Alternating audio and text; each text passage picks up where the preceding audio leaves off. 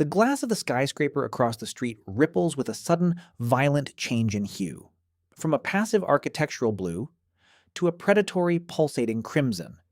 You don't need to look at your reflection to know why. Every digital billboard in a 6-block radius has just frozen its advertisement for synthetic diamonds to display a high-resolution 3D-mapped rendering of your face. Your heart hammers against your ribs at 112 beats per minute. You duck your head, pulling the brim of your tech fiber cap lower, but the streetlight overhead clicks with a mechanical focus, its lens iris dilating as it locks onto the specific geometry of your stride. You are no longer a person. You are a biological anomaly in a perfectly indexed world. You duck into a narrow alleyway, the scent of damp cardboard and ozone heavy in the air. Above you, a delivery drone halts mid-flight, its rotors whining as it pivots 180 degrees. It drops 3 meters, hovering like a silent obsidian dragonfly. A thin violet laser line sweeps across the pavement, painting a glowing stripe over your boots. You're being tagged, not by a human, but by the city's predictive transit algorithm.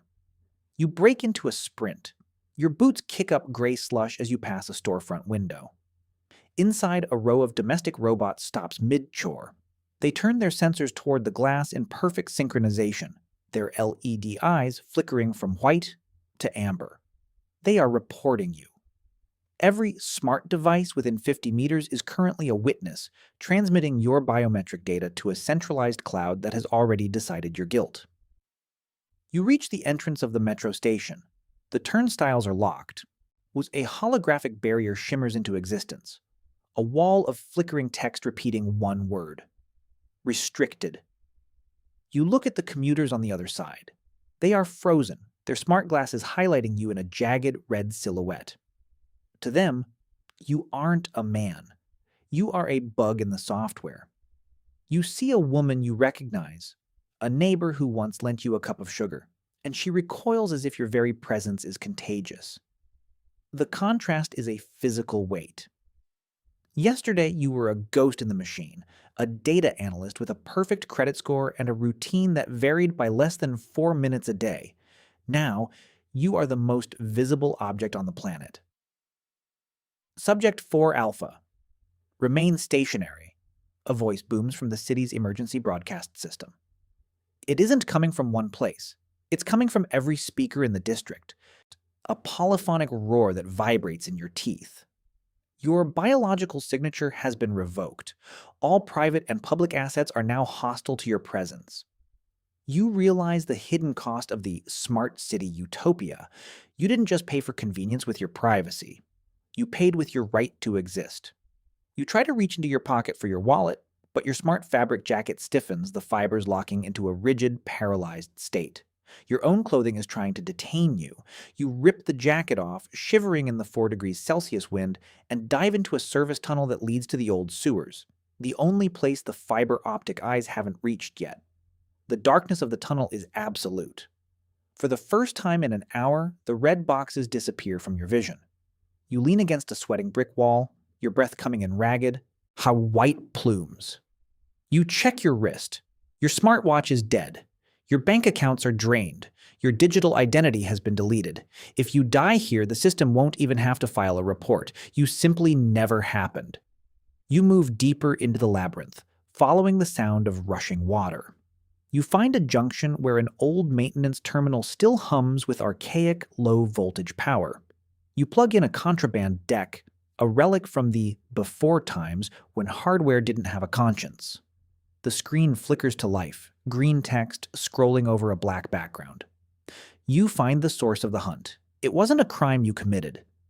It was a crime you were predicted to commit. The probability engine flagged your heart rate during a political rally 3 weeks ago.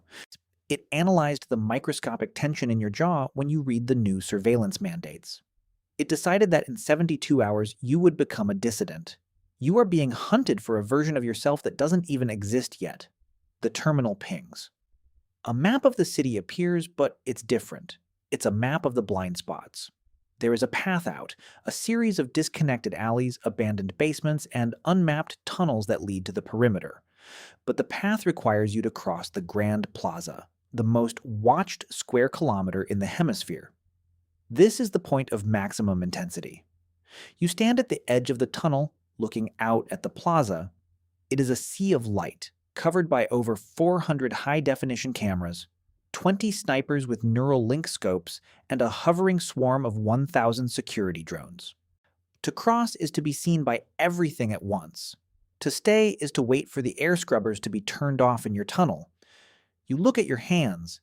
They are shaking, but for the first time, the movement isn't being recorded. You realize that the only way to beat the system isn't to hide, but to become noise. You reach into the maintenance terminal and trigger a localized electromagnetic pulse. It's a suicide move for the hardware.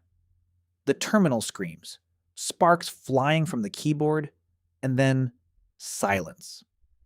The plaza outside plunges into a darkness that hasn't been seen in 50 years. The drones tumble from the sky like dead birds. The billboards go black. The eyes are closed. You run.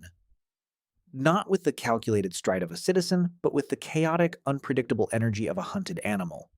You weave through the stalled traffic and the panicked crowds. You aren't a red silhouette anymore. You are a shadow among shadows. You reach the perimeter fence, a wall of electrified steel. Usually the sensors would incinerate you before you got within 10 meters.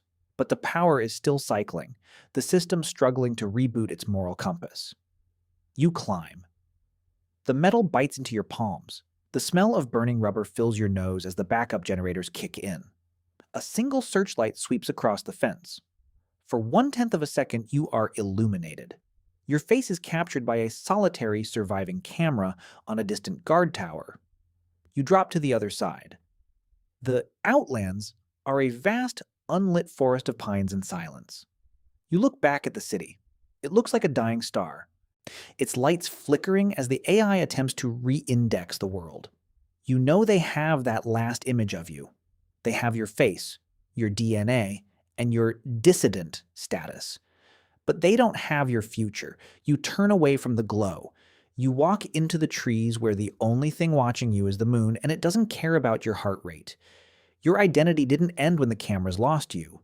It began. The world is quiet now, and for the first time, the silence doesn't feel like a threat. It feels like a clean slate. The city is a billion eyes, but tonight, they are all looking at an empty chair.